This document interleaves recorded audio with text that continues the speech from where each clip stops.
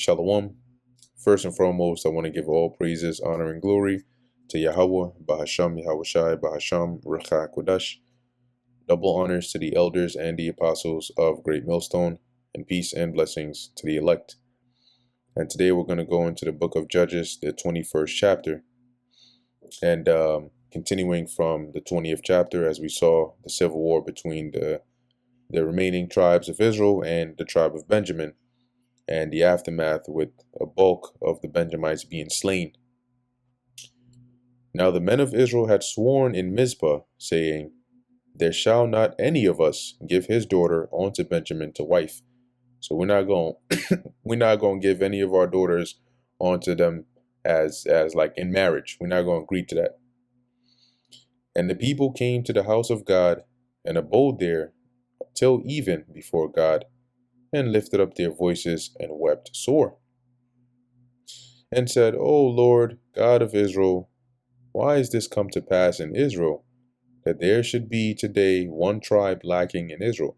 So though they won, it was almost like a Pyrrhic victory, right? Where they won the battle, but this wasn't a kind of battle that, you know, you're joyous at the outcome either way, being that they were fighting against their brethren for that wickedness that they did.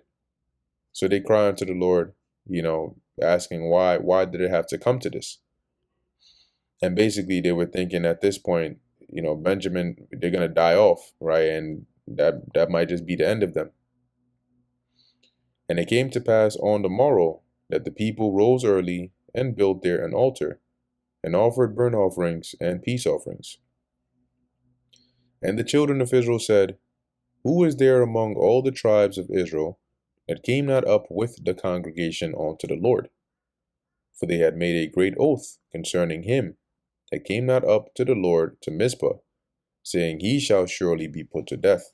So it was basically like a mandatory assembly. All the tribes had to show, and the ones that didn't come, they would be put to death here. And the children of Israel repented them for Benjamin, their brother.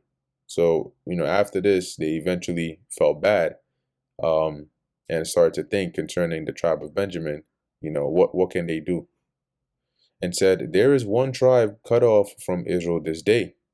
So there's but a few of them left, and we already said that we're not going to give them our daughters to wife. How shall we do for wives for them that remain, seeing we have sworn by the Lord Yahweh that we will not give them of our daughters to wives? Right? So we already said we won't, and we won't give them any of our daughters to wife. So how are they going to populate? And they said, what one is there of the tribes of Israel that came not up to Mizpah to the Lord? And behold, there came none to the camp from Jabesh Gilead to the assembly. When we look here at Jabesh Gilead, I believe this might have been on the east of Jordan, probably some of Manasseh. But let's see. A town in the territory of Gilead. It is beyond the Jordan, on the mountain road to Gerasa, site unknown. Okay, let's look this up here and see. Jabesh Gilead. Yep. Oh, actually, Gad. Interesting. So they have it here in, yeah, because I believe you had, was it, I think it was Reuben, Gad, and the half tribe of Manasseh over here. Though this looks like the other half of Manasseh. Either way, it was one of the tribes on the east. I believe this might have been within the territory of Manasseh, though. Cool. So those that were in Jabesh Gilead, they didn't come up to the assembly. For the people were numbered, and behold, there was none of the inhabitants of Jabesh Gilead there. And the congregation sent thither 12,000 men of the valiantest, so their strongest men, 12,000 of them, and commanded them, saying, go and smite the inhabitants of Jabesh Gilead with the edge of the sword, with the women and the children. So you got to go and take them all out, except, verse 11, and this is the thing that ye shall do. Ye shall utterly destroy every male and every woman that hath lain by man. So every man and every non-virgin woman, you going to kill them. And they found among the inhabitants of Jabesh Gilead 400 young virgins that had not known man by lying with any male. So they were virgins, right? They hadn't been popped. And they brought them onto the camp to Shiloh, which is in the land of Canaan. And the whole congregation sent some to speak to the children of Benjamin that were in the rock Rimmon, and to call peaceably unto them. So they bring these 400 virgins. They call the remnants of the Benjamites and tell them, basically like, it's just squash now. We're not trying to eliminate you or anything. And Benjamin came again at that time, and they gave them wives, which they had saved alive of the women of Jabesh Gilead, and yet so they sufficed them not, because they weren't enough. Remember, they got 400, but there were about 600 or so, maybe a few here and there that managed to flee and gather at this place. So they weren't enough. And the people repented them for Benjamin, because that the Lord had made a breach in the tribes of Israel. So the remaining tribes made an effort to try and see to it that the tribe of Benjamin would be all right, considering what had just happened. Then the elders of the congregation said, how shall we do for wives for them that remain, seeing the women are destroyed out of Benjamin? So, the Benjamites got there are no women left of them. We only got 400 of these women from Jabesh Gilead, so we still need more. And we can't give them of any of our daughters, because we already said that we wouldn't. So now what? And they said, there must be an inheritance for them that be escaped of Benjamin, that a tribe be not destroyed out of Israel. Right? So we must, preserve, because that inheritance would come by, them having offspring that they could then leave that inheritance to keep the tribe of Benjamin alive. Howbeit, we may not give them wives of our daughters, for the children of Israel have sworn, saying, cursed be he that giveth a wife to Benjamin. And so at least at that time, those that had taken that oath at that time, they couldn't do anything about it. Then they said, behold, there is a feast of the Lord Yahweh in Shiloh, yearly in a place where is on the north side of Bethel, on the east side of the highway that goeth up from Bethel to Shechem, on the south of Lebonah.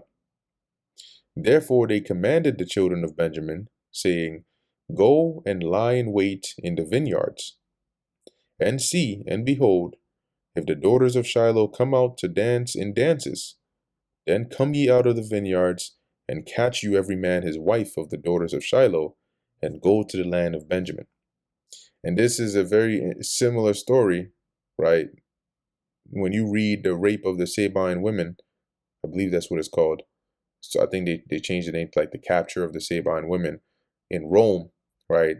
They ended up, according to that story, doing the same or similar thing here in hiding and then popping out and then grabbing up women and stuff.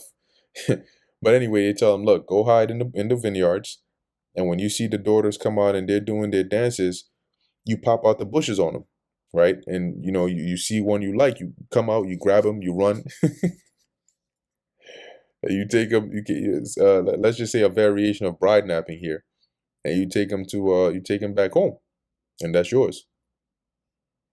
And it shall be, when their fathers or their brethren come unto us to complain, that we will say unto them, be favorable unto them for our sakes, because we reserve not to each man his wife in the war. So we ended up slaying all the women, so they don't have anybody, to take for wives.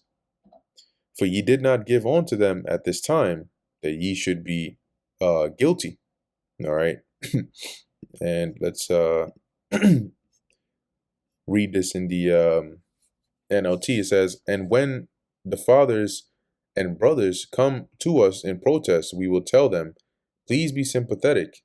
Let them have your daughters, for we didn't find wives for all of them when we destroyed Jabesh Gilead. And you are not guilty of breaking the vow, since you did not actually give your daughters to them in marriage. So that was a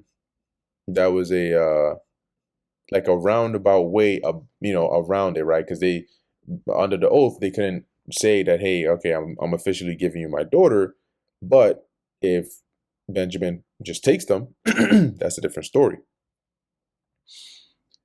And the children of Israel, so as they're basically saying, what was it, verse 23? Oh, wait, hold on. Verse 22. Yeah, okay.